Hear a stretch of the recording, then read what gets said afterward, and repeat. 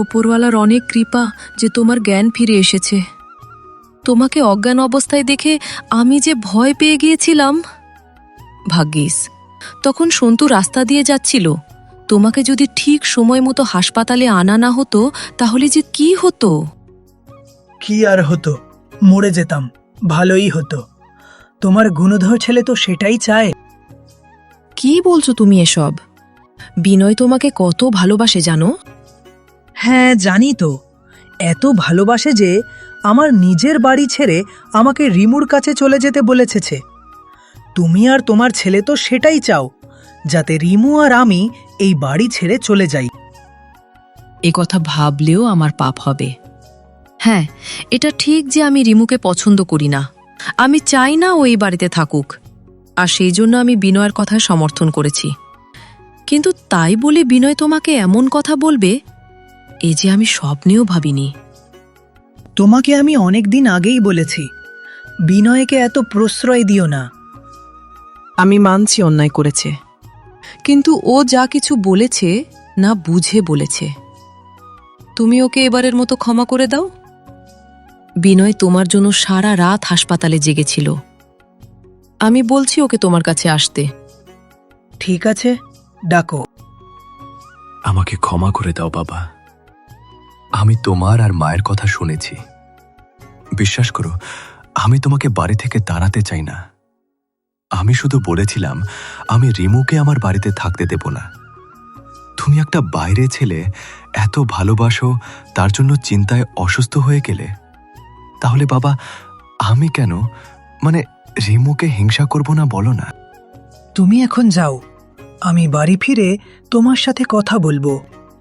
এই যে তুমি অসুস্থ হলে, তো রিমু তো আর তোমার পাশে নেই, আমি আছি। তাই মানে কে নিজের লোক কে পরের লোক সেটা বুঝতে শেখো বাবা। কোনটা ঠিক আর কোনটা ভুল সেটা আমি তোমার থেকে শিখব না। তুমি এখন যাও, আমি একটু বিশ্রাম নেব। তুমি তোমার মাকে বোকা বানাতে পারবে, আমাকে না। রিমু, আছিস?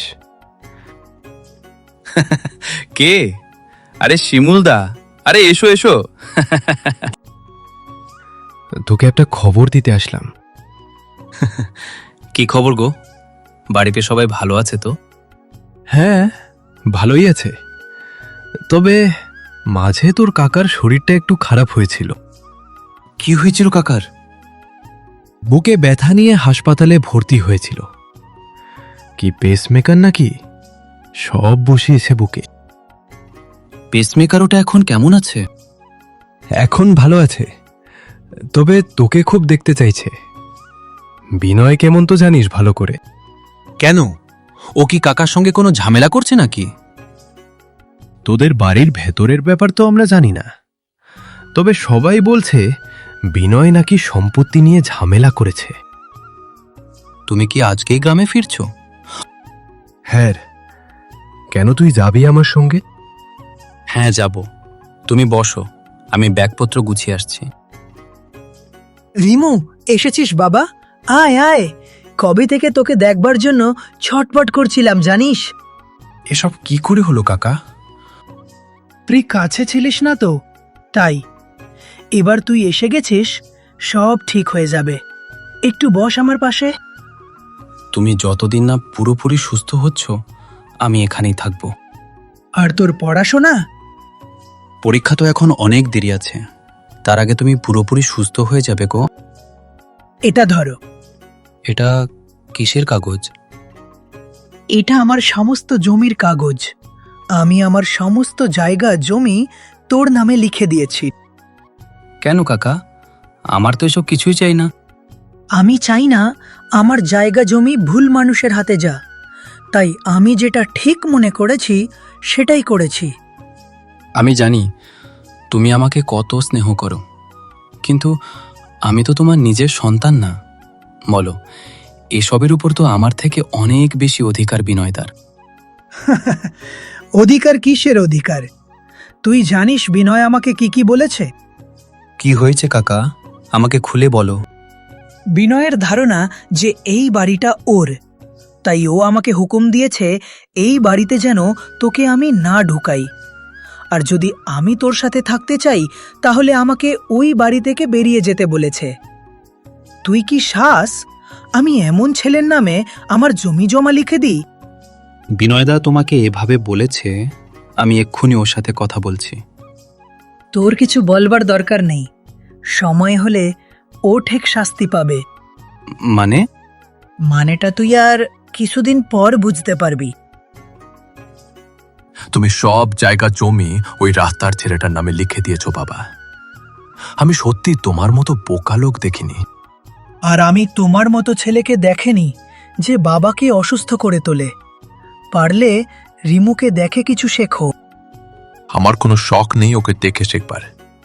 তুমি এসব জমি আমার নামে না লিখে দিলে আমি তোমাকে এ বাড়িতে থাকতে দেব না। তুই আমাকে বাড়ি থেকে বের করে দিতে চাস, তাই তো? হ্যাঁ, তাই চাই। তোমাকে আর তোমার রাস্তার ছেলেকে আমার অসহ্য লাগছে। ঠিক আছে, আমি আজই রিমুকে নিয়ে চলে যাচ্ছি। আরে হ্যাঁ হ্যাঁ, যাও যাও। আমি মাকে জিজ্ঞেস করেছিলাম, কিন্তু মা বলল মায়েরও তোমার উপর কোনো ভরসা নাই। তুমি এ রাস্তার ছেলেটার জন্য আমাদের সবাইকে ছেড়ে দিতে পারো। তোমার মতো ছেলেকে প্রশ্রয় দিয়ে সুধাময়ী যে কত বড় ভুল করছে সেটাও পরে টের পাবে। আমি যাচ্ছি ঠিকই, তবে সময় মতো ঠিক ফিরে আসব। তুমি যা কিছু করছো সেই সব কিছুর শাস্তি তুমি একদিন পাবে। আচ্ছা কাকা, তুমি বাড়িটা বিনয়দার নামে কেন দিলে? তুমি তো জানো ও কেমন। ও বাড়িটা বিনয়ের নামে নয় রে, সুধাময়ীর নামেই রয়েছে। সুধাময়ী জানে যে বাড়িটা আমি বিনয়ের নামে লিখে দিয়েছি। আসলে আমি সুধাময়ীকে মিথ্যে বলেছিলাম। তাহলে তুমি বাড়ি থেকে বেরিয়ে আসলে কেন? সুধাময়ী বিনয়ের কোনো দোষই খুঁজে পায় না, ছেলেকে অন্ধের মতো বিশ্বাস করে, তাই সব কিছুতেই ওকে প্রশ্রয় দেয়। তাই আমি কদিনের জন্য চলে আসলাম। আশা করি এখন সুধা বিনয়কে একটু হলেও চিনতে পারবে।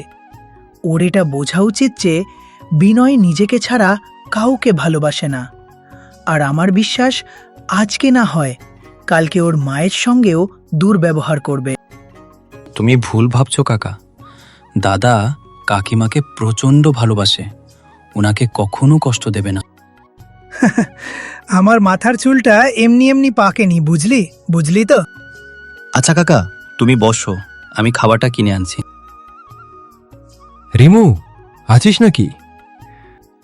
আরে শোন তো, তুই এখানে কি ব্যাপার? কি তুমি তাড়াতাড়ি বাড়ি চলো। কেন, কি হয়েছে? কি? তোমার ছেলে তোমার স্ত্রীর উপর খুব অত্যাচার করছে। সে কি? হ্যাঁ, আমি নিজের কানে শুনেছি। ও প্রত্যেক দিন মাসিমার সাথে ঝগড়া করে। মাসিমা সেদিন আমার কাছে দুঃখ করে বলছিল বিনয়কে মানুষ করতে পারিনি। তোমরা যত তাড়াতাড়ি পারো গ্রামে ফিরে চলো। চলো। আমি জানতাম এমন কিছু হবে। রিমু একটু বেরিয়েছে। ও আসলেই আমরা গ্রামের উদ্দেশ্যে রওনা দেব। তুই কি যাবি আমাদের সঙ্গে? না, আমার শহরে একটু কাজ আছে, 2 দিন পর ফিরব। বেশ। দেখ না, তোর বাবাকে যদি কোনোভাবে ফিরিয়ে আনা যায়, তুই তো এই বাড়িটা নিজে করিসনি, তাই না? তুইও খুব ভালো করেই জানিস এটা তোর বাবার বাড়ি। তো বাবা কি বাড়িটা নিজের করেছে, নাকি এটা তো ঠাকুরদার বাড়ি? এমনটা করিস না বিনয়। আমি সব সময় তোর ঠিক ভুল যা কিছু সব কিছুতে তোর পাশে থেকেছি। বাবাকে ফিরিয়ে আন বিনয়। তুমি বারবার একই কথা কেন বলছো? তুমি এক কাজ করো, তুমিও শহরে চলে যাও, ওটাই তোমার জন্য ঠিক হবে। বিনয়, আমি কোনোদিনও ভাবিনি তুই আমার সঙ্গে এভাবে কথা বলবি। অবশ্য দোষটা আমারই। আমি তোকে অতিরিক্ত প্রশ্রয় দিয়েছি, এখন তার ফল পাচ্ছি। এখন আর এসব বলে লাভ নেই। যাও তো, আমার কানের কাছে ফ্যান করো না। ব্যাগপত্র গুছিয়ে রিমুর কাছে যাও। দরকার হলে তাই যাব। কোথায় যাবে তুমি? তোমার গুন্ধর ছেলে কি তোমাকেও বাড়ি থেকে তাড়িয়ে দিচ্ছে নাকি? তুমি ঠিক বলেছিলে, আমি ছেলেটাকে মানুষ করতে পারিনি গো। তুমি আবার এখানে চলে আসতে কেন? তাও আবার রিমুকে সঙ্গে করে নিয়ে এসেছো। এ বাড়িতে তোমাদের দুজনের কোনো জায়গা নেই। জায়গা নেই মানে তুমি যে বাড়িটাকে নিজের বলে ভাবছো, সেই বাড়িটার দলিলটা দেখেছো কখনো? এই দেখো, আজও এই বাড়িটা তোমার মায়ের নামেই রয়েছে। আমি তোমার মায়ের শর্তে রাজি হয়েছিলাম ঠিকই, তবে সেটা আমি বাড়িটা তোমার নামে লিখিনি। এই বাড়ি তোমার মায়ের অবর্তমানে রিমুর নামে হয়ে যাবে, তাই এই বাড়িতে আজ থেকে তোমার কোনো জায়গা নেই। মা দেখো, বাবা সব কি বলছে। যা বলছে ঠিক বলছে। আমি ছোট থেকে রিমুর সঙ্গে কত খারাপ ব্যবহার করেছি, কিন্তু তাও ও কখনো আমার মুখের ওপর কথা বলেনি। আর তোর জন্য আমি কি না করেছি, কিন্তু তুই তার প্রতিদান হিসেবে আমাদেরকে এই বাড়ি থেকে বের করে দিতে চেয়েছিস। তাই আজ থেকে এই বাড়িতে তোর কোন জায়গা নেই। আজ থেকে আমার একমাত্র ছেলে হলো রিমু। তুই হলি বড় কাতলার ছোট মাথা, যে এই পরিবারে থেকেও এই পরিবারের মানুষগুলোর মতো হয়ে উঠতে পারিসনি। আর আপনারা এমনই মজার মজার গল্প দেখতে আমাদের চ্যানেলটিকে সাবস্ক্রাইব করতে ভুলবেন না।